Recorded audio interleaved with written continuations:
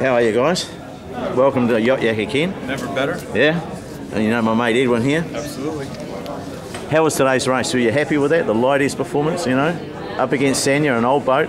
Today it's as low-key as it gets. The result is not important today. The important part of a day like today is making sure all the customers on board are happy. And we did very well at that. Nice little race for them too. Nothing too dramatic. They're all going to stay on board. You got it. No one's getting seasick. Keep them dry, keep them happy. Yeah. Good little rim race. Yeah. I tell you, Edwin and I have been doing a little bit of sailing, and there's a lot of questions come up about the Volvo and sailing and stuff. And we got a little question for you, Edwin. You take it away, mate. How would somebody like me be able to hop in somebody like a boat? Well, I mean, you're young. First of all, you got to take things as they come. The biggest mistake I think you could be is too anxious. You know, I have to do this now. You're just starting. You don't know what you don't know yet. You know, in a way. You know, for me, I can speak in my experience. For me, it was very simple. I kept sailing in the next level above where I was at the time, and then winning. And then you go to the next level and you win there. And you go to the next level and win there.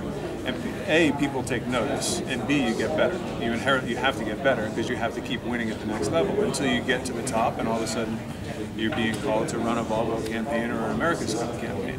So, but it comes from winning, understanding how to win, understanding how to deal with people, and then it's the friendships and the relationships you develop along the way.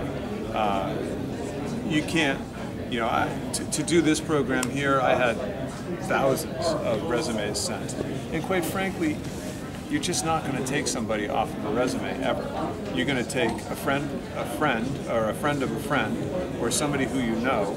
Like Rome Kirby's a great example. I've known Rome since he was 6 years old, 21, 22 years old now. We had tons of resumes. We tried out a bunch of different people. And at the end of the day, I know Rome. I know what he can do. I know what he's capable of. I know how good a sailor he is. And he became kind of the obvious choice for us.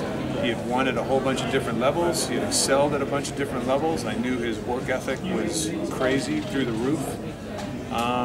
And sure enough, he hasn't let us down. You know, he's been solid as a rock and just another one of the crew. He's not a 22-year-old, he's just another member of the crew.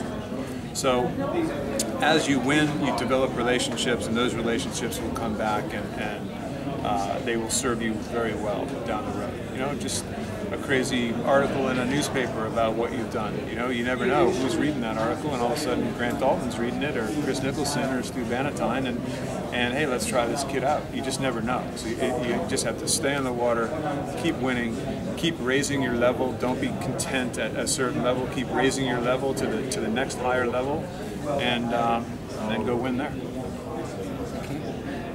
Fantastic, mate. How's that? Fantastic. Was that American enough? That's very American.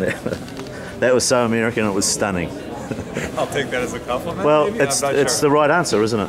I mean, you know, kids who want to go swimming as a career have to start winning when they're 12, right. 11, 10 in their local pools. No point coming last. Right. Yeah, I mean, if you're doing what you're doing right now, you're on the right path. And I think your comment about understanding how to win is a good one too. Understanding what it takes to win. And one of the things that you know is you surround yourself with good people, with winners.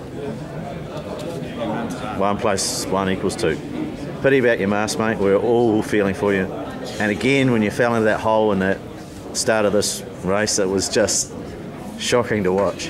And then going north, fantastic. At some point, our luck has to turn, even if we have to force it by going north. Maybe. If the French hadn't spotted that little avenue, they kind of squiggled. They did a really nice job. They did a faultless race. They got out of that in the nick of time, and then they were just always stepping into a little better pressure before we did, and sailed away. So good for them, and but we'll be back. Oh, mate, you're there. Don't worry about being back, mate. You're there already, mate. You got to have a bit of luck. We'll get to Cape Horn in one piece, and we'll all be back. Nice to meet you. Thank you. Have a good race. All right. Keep one hand for the boat. You got that right. And enjoy. Good luck with your career. I'll be looking for a job from you here pretty soon. Cheers, mate. See you guys. See ya. Cheers.